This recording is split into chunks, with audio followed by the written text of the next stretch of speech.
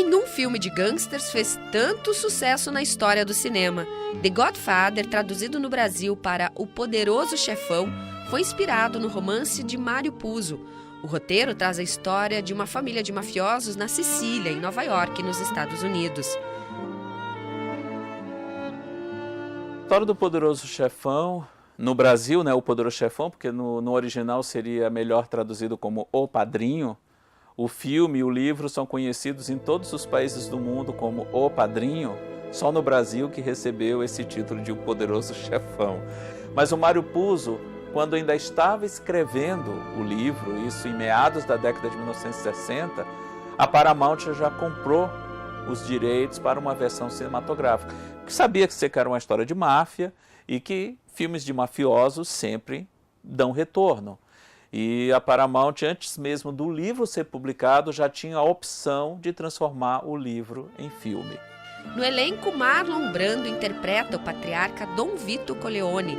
E para o filho caçula foi escolhido Al Pacino.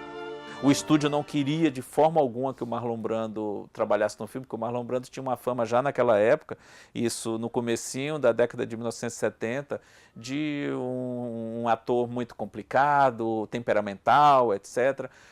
O Al Pacino, que é o grande protagonista da história, era um ilustre desconhecido, ninguém sabia quem era Al Pacino. O estúdio queria Paul Newman, queria Robert Redford, que eram os grandes galãs da época, e ele não queria nada disso, ele queria um elenco que fosse pouco conhecido, justamente para que a história dele fosse mais verdadeira, dentro da visão que ele tinha da história. O primeiro filme recebeu 8 indicações ao Oscar e levou 3 estatuetas. Diante do sucesso, a equipe começou a rodar a continuidade e logo foi aclamada pelo público e pela crítica. O fim da trilogia só chegou em 1990. O roteiro envolve a súbita morte do Papa João Paulo I e marca para sempre a trilogia como uma das mais importantes do cinema contemporâneo.